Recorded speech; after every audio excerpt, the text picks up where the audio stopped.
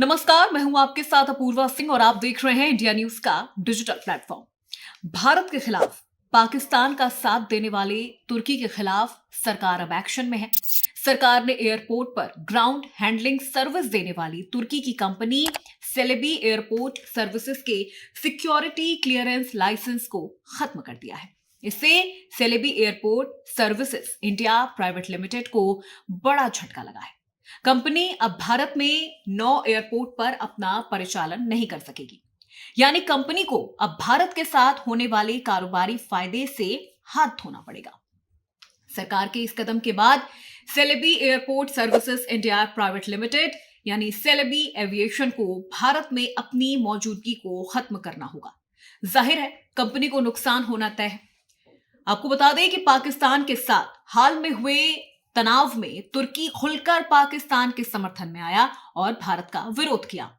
इसके बाद से ही भारत में तुर्की का हर लेवल पर या यूं कहें कि हर जगह बड़े पैमाने पर बहिष्कार शुरू हो गया है। कंपनी की ऑफिशियल वेबसाइट के मुताबिक भारत में सेलेबी एयरपोर्ट सर्विसेज का पहला कदम एक संयुक्त उद्यम के रूप में शुरू हुआ, जिसका मकसद मुंबई अंतर्राष्ट्रीय हवाई अड्डे पर व्यापक और विश्व स्तरीय सेवाएं प्रदान करना था। 1 साल के भीतर सेलेबी को भारत में सेलेबी एयरपोर्ट सर्विसेज इंडिया के रूप में ग्राउंड हैंडलिंग और दिल्ली अंतर्राष्ट्रीय हवाई अड्डे पर Celebi Delhi cargo terminal management India के रूप में कार्गो सेवाएं प्रदान करने के लिए रजिस्टर किया गया। पिछले 10 सालों में ये 2 स्टेशन भारत में कुल 9 स्टेशन बन गए, जिनमें मुंबई, दिल्ली, कोची, कुन्नूर, बैंगलोर, हैदराबाद, गोवा, अहमदाबाद और चेन्नई एयरपोर्ट शामिल हैं। सेलेबी एयरपोर्ट सर्विसेज के भारत में कुल 7,800 कर्मचारी हैं। ये कंपनी 58,000 फ्लाइट्स और 5,40,000 टन कार्गो के लिए हैंडलिंग सर्विस दे चुकी है। रॉकेट रीच के मुताबिक सेलेबी एयरपोर्ट सर्विसेज का 2025 तक सालाना रेवेन्यू यानी राजस्व लगभग $143.6 मिलियन था, जो लगभग 1,200 करोड़ है। सरकार की तरफ से सुरक्षा मंजूरी लाइसेंस रद्द करने के साथ भारतीय ग्राउंड हैंडलिंग संचालन से होने वाला लगभग सारा राजस्व अब जोखिम में है, क्योंकि कंपनी अब देश के 9 प्रमुख हवाई अड्डों पर ऑपरेशन नहीं कर पाएगी। भारत सरकार के फैसले के बाद अडानी एयरपोर्ट होल्डिंग्स ने भी मुंबई के छत्रपति शिवाजी महाराज अंतर्राष्ट्रीय हवाई अड्डे और अहमदाबाद के सरदार वल्लभ भाई पटेल अंतर्राष्ट्रीय हवाई अड्डे पर सेलेबी एयरपोर्ट सर्विसेज के साथ ग्राउंड हैंडलिंग रियायत समझौतों को खत्म कर दिया है। कंपनी के मुंबई और अहमदाबाद हवाई अड्डे के प्रवक्ता ने शुक्रवार को कहा है कि सेलेबी को निर्बाध संचालन सुनिश्चित करने के तुरंत सभी ग्राउंड हैंडलिंग सुविधाएं हमें सौंपने का निर्देश दिया गया है। और अब इस पूरे मामले पर कंपनी की ओर से क्या कहा गया है वो भी हम आपको इस वीडियो में विस्तार से बताते हैं।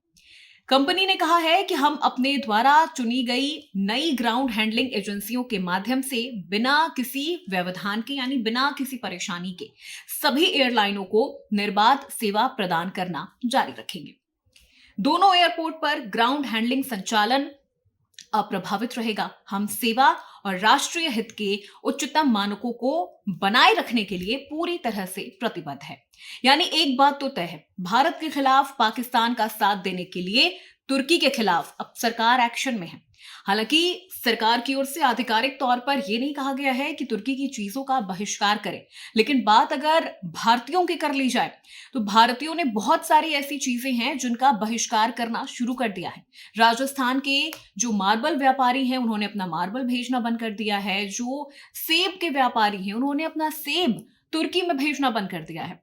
ये वही तुर्की है जिसका भारत ने तब साथ दिया था जब तुर्की बहुत बड़े एक प्राकृतिक आपदा यानी भूकंप से जूझ रहा था।